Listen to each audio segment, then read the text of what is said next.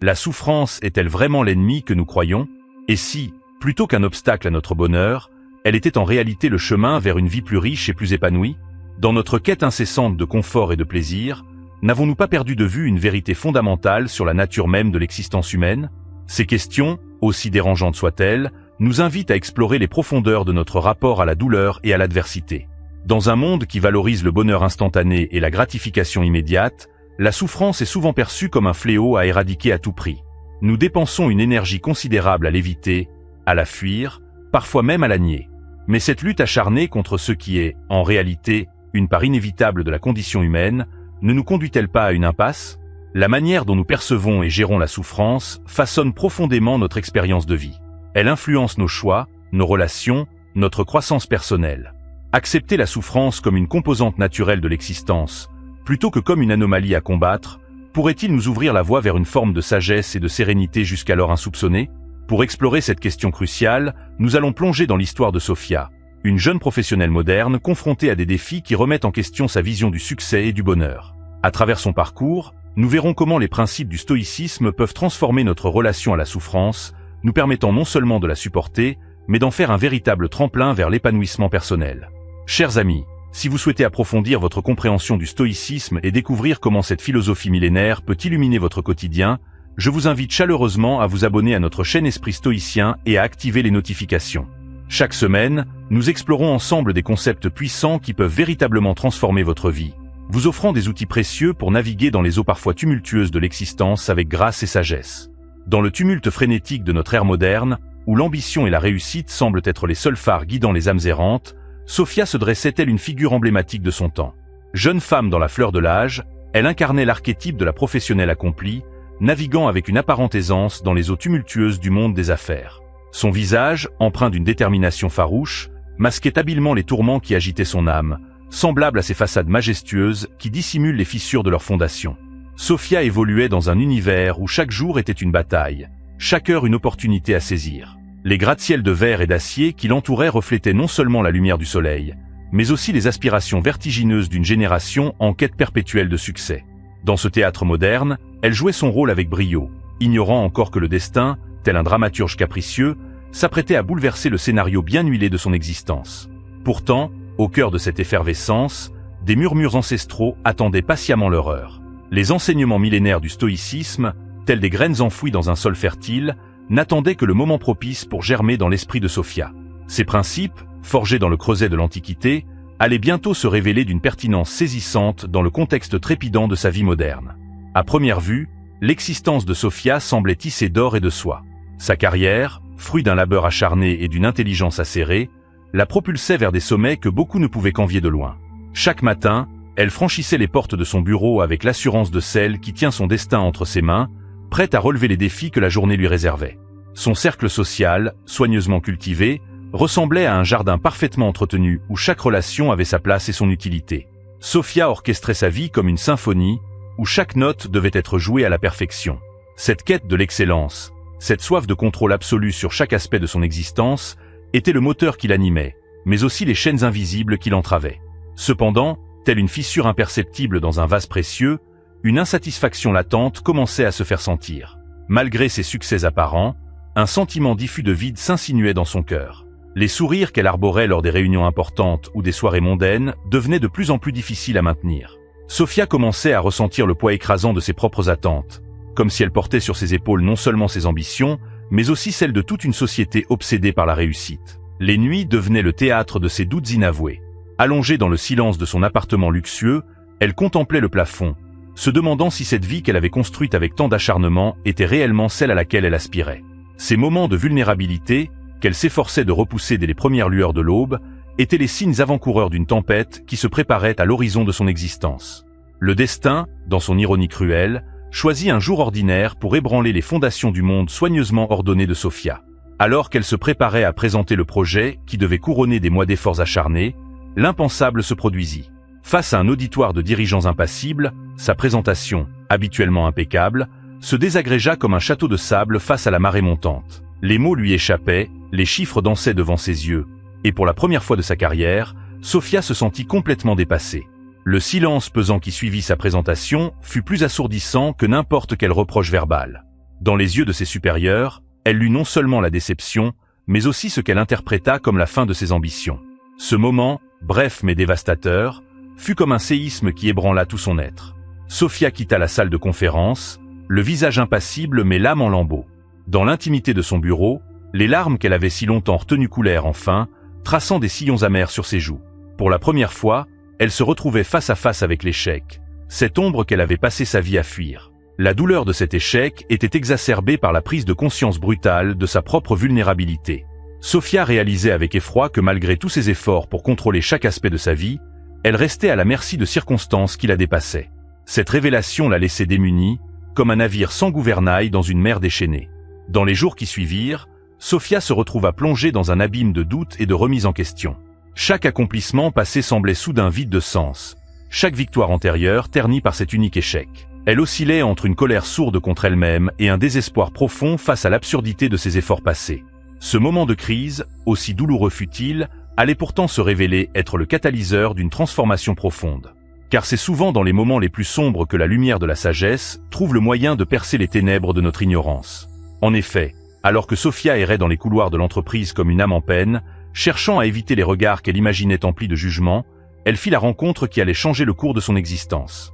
David, un collègue plus âgé dont elle n'avait jamais vraiment remarqué la présence auparavant, l'aborda avec une simplicité désarmante. « La chute est dure, dit-il doucement, mais elle peut aussi être le début d'un envol. » Intriguée malgré elle par ses paroles énigmatiques, Sophia se laissa entraîner dans une conversation qui allait ouvrir son esprit à de nouveaux horizons.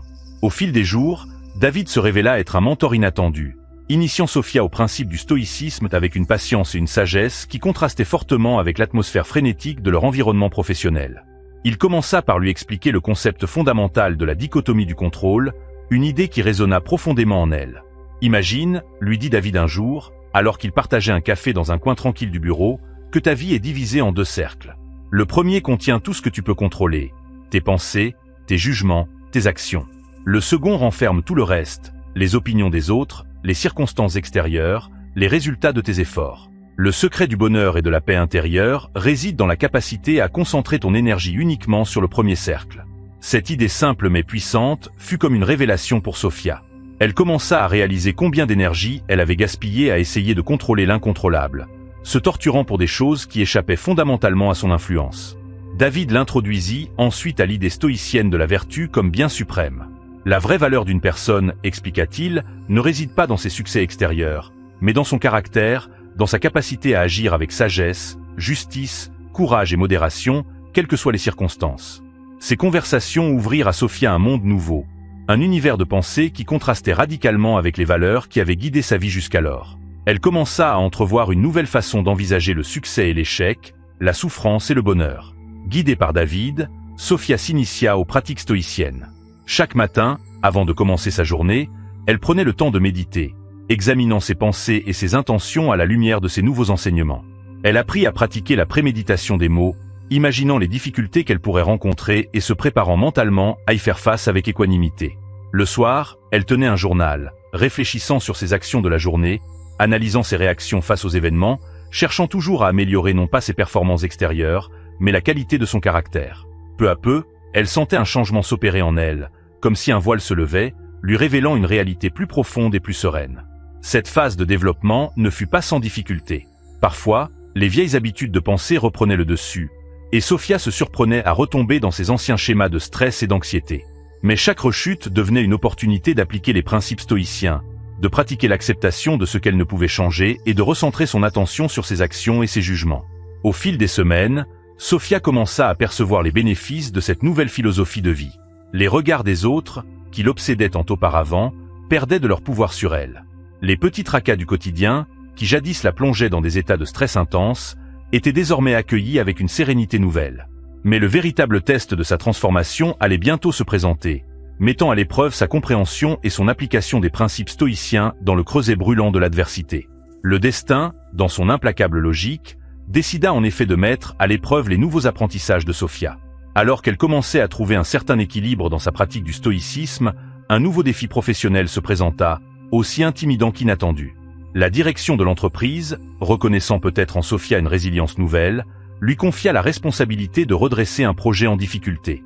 Ce projet, crucial pour l'avenir de l'entreprise, était considérée par beaucoup comme vouée à l'échec. Dans un passé pas si lointain, une telle tâche aurait plongé Sofia dans un abîme d'anxiété et de doute. Cependant, face à cette nouvelle épreuve, Sofia ressentit une étrange sérénité. Les enseignements de David résonnaient dans son esprit. Ce qui compte n'est pas le résultat, mais la manière dont tu affrontes le défi. Armée de cette nouvelle perspective, elle aborda la situation avec un mélange de détermination et de détachement qui surprit ses collègues. Sofia commença par analyser la situation avec lucidité, sans se laisser submerger par la peur de l'échec. Elle identifia les éléments sur lesquels elle pouvait agir et accepta ceux qui échappaient à son contrôle. Chaque matin, avant de plonger dans le travail, elle prenait le temps de méditer sur la vertu du courage, se rappelant que la vraie valeur résidait dans l'effort vertueux, non dans le résultat. Au fil des semaines, Sofia navigua dans les eaux tumultueuses du projet avec une assurance tranquille qui inspirait son équipe. Les obstacles inévitables dans une entreprise de cette envergure étaient accueillis non comme des catastrophes, mais comme des opportunités d'exercer sa sagesse et sa résilience. Un jour, alors que le projet semblait sur le point de s'effondrer face à une crise majeure, Sofia surprit tout le monde, y compris elle-même, par son calme. Au lieu de céder à la panique, elle rassembla son équipe et les guida à travers un processus de réflexion stoïque. Concentrons-nous sur ce que nous pouvons contrôler, leur dit-elle, et acceptons avec courage ce qui échappe à notre influence. Cette approche, si différente de ce que l'entreprise avait l'habitude de voir, commença à porter ses fruits. Non seulement l'équipe surmonta la crise, mais elle en sortit plus soudée et plus résiliente. Le projet, contre toute attente, commença à prendre une tournure positive. Mais le véritable tournant pour Sofia ne résidait pas dans le succès extérieur du projet. Il se trouvait dans la transformation profonde de sa perception de la souffrance et de l'échec. Elle réalisait maintenant que ces expériences, loin d'être des catastrophes à éviter à tout prix, étaient des opportunités de croissance et d'apprentissage. Un soir, alors qu'elle contemplait la ville depuis la fenêtre de son bureau, Sofia fut frappée par une révélation. La souffrance qu'elle avait tant redoutée n'avait pas disparu de sa vie, mais sa relation à celle-ci avait radicalement changé. Elle ne la voyait plus comme une ennemie à combattre, mais comme une compagne de route, parfois difficile mais toujours instructive. Cette nouvelle perspective lui apportait une liberté qu'elle n'avait jamais connue auparavant. Libérée de la peur paralysante de l'échec, elle se sentait capable d'affronter n'importe quel défi avec courage et sérénité. Le stoïcisme n'avait pas supprimé les difficultés de sa vie, mais lui avait donné les outils pour les transformer en opportunités de croissance. Alors que le projet touchait à sa fin, couronné d'un succès que peu auraient cru possible, Sofia réalisa que sa plus grande victoire n'était pas professionnelle. C'était la paix intérieure qu'elle avait acquise, une paix qui ne dépendait ni des éloges ni des critiques, mais de sa propre intégrité et de sa fidélité aux principes stoïciens. Le crépuscule drapait la ville de ses voiles dorés lorsque Sofia, assise sur le banc d'un parc non loin de son bureau, prit un moment pour réfléchir sur son parcours. Les mois qui venaient de s'écouler lui apparaissaient comme un voyage initiatique, une odyssée intérieure qui l'avait menée des rivages tumultueux de l'ambition effrénée aux eaux calmes de la sagesse stoïcienne. Elle se remémora la jeune femme qu'elle était, obsédée par le contrôle et la réussite, constamment agitée par la peur de l'échec. Cette Sofia d'antan lui semblait désormais une étrangère, comme un personnage d'une vie antérieure. Un sourire empreint de compassion se dessina sur ses lèvres à l'évocation de ses anciens tourments. Le chemin parcouru n'avait pas été sans embûches. L'apprentissage du stoïcisme avait exigé d'elle une remise en question profonde, un dépouillement de croyances longuement entretenu. Chaque principe assimilé avait été comme une pierre posée sur le chemin de sa transformation, pavant la voie vers une nouvelle manière d'être au monde. Sofia réalisa que le stoïcisme avait transformé sa relation à la souffrance de manière fondamentale. Là où autrefois elle voyait dans chaque difficulté une menace à son bonheur, elle percevait maintenant des opportunités de croissance. Les obstacles, jadis redoutés, étaient devenus des professeurs, chacun porteur d'une leçon précieuse. Elle se rappela les paroles de Marc Aurèle, que son mentor lui avait un jour citées: « Ce qui fait obstacle à l'action fait avancer l'action. Ce qui barre la route devient la route. » Ces mots résonnaient désormais en elle avec une clarté nouvelle, incarnant la sagesse qu'elle avait peu à peu faite sienne. Le projet qu'elle venait de mener à bien, avec ses hauts et ses bas, ses moments de doute et de triomphe, lui apparaissait comme une parfaite illustration de cette philosophie. Chaque difficulté rencontrée avait été une occasion d'appliquer les principes stoïciens, de cultiver la vertu face à l'adversité. Et le résultat, bien que gratifiant, n'était finalement que secondaire par rapport à la croissance personnelle qu'elle avait expérimentée. Sofia comprit alors que le véritable succès ne résidait pas dans l'accumulation de réalisations extérieures, mais dans la cultivation d'un caractère noble et résilient. La paix intérieure qu'elle ressentait maintenant, même face à l'incertitude, était le fruit le plus précieux de son cheminement. Alors qu'elle observait les passants dans le parc, chacun portant sans doute ses propres fardeaux et aspirations, Sofia fut saisie d'un sentiment de profonde connexion avec l'humanité.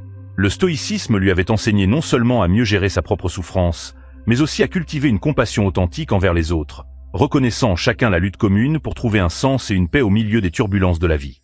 Elle se leva du banc, prête à retourner dans le monde avec un regard neuf.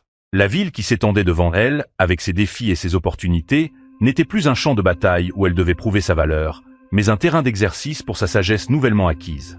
La morale de son histoire, réalisa Sophia, était simple mais profonde.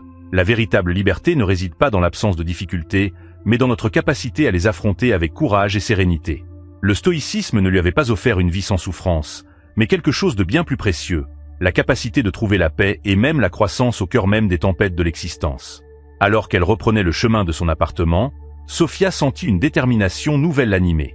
Elle savait que son voyage avec le stoïcisme ne faisait que commencer. Chaque jour serait une nouvelle opportunité de mettre en pratique ses enseignements, de cultiver la vertu face aux défis de la vie moderne.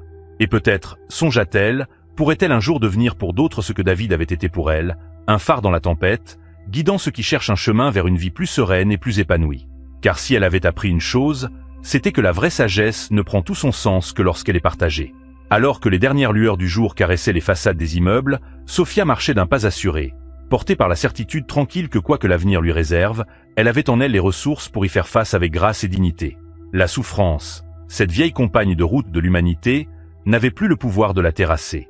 Au contraire, elle était devenue le creuset dans lequel se forgeait sa force intérieure. Dans le balai incessant de la ville, Sophia n'était plus une spectatrice anxieuse, mais une actrice sereine, prête à jouer son rôle avec courage et sagesse. Le stoïcisme avait transformé sa perception du monde, et à travers elle, c'était le monde lui-même qui semblait se transformer. Mes amis stoïciens, cette histoire nous a montré comment la philosophie stoïcienne peut transformer notre relation à la souffrance, nous permettant de l'accueillir non comme une ennemie, mais comme une alliée dans notre quête de croissance personnelle. En intégrant les principes du stoïcisme dans notre vie quotidienne, nous pouvons développer une résilience et une sérénité qui transcendent les défis de la vie moderne. Comme nous l'avons vu avec Sophia, la pratique de la dichotomie du contrôle peut nous libérer de l'anxiété liée aux circonstances extérieures. Rappelez-vous, chaque matin, de prendre un moment pour méditer sur ce qui est réellement sous votre contrôle et ce qui ne l'est pas. Cette simple habitude peut profondément changer votre perspective sur les difficultés que vous rencontrez. Je vous invite maintenant à réfléchir, comment pourriez-vous appliquer ces enseignements dans votre propre vie? Quelle situation difficile pourriez-vous recadrer comme une opportunité de croissance? Comment la pratique de l'acceptation stoïcienne pourrait-elle alléger vos fardeaux quotidiens? N'hésitez pas à partager vos réflexions et expériences dans les commentaires. Bien sûr, le stoïcisme n'est qu'une des nombreuses approches pour naviguer dans les eaux tumultueuses de l'existence. Mais son efficacité éprouvée à travers les siècles en fait un outil précieux pour quiconque cherche à vivre une vie plus épanouie et sereine. Je vous encourage vivement à commencer dès aujourd'hui votre voyage stoïcien. Chaque pas, aussi petit soit-il, vous rapproche d'une vie plus riche en sens et en sagesse. N'oubliez pas de liker cette vidéo si elle vous a été utile et de la partager avec ceux qui pourraient en bénéficier. Ensemble, cultivons la vertu et la résilience face aux défis de la vie. Votre voyage vers une existence plus épanouissante commence maintenant.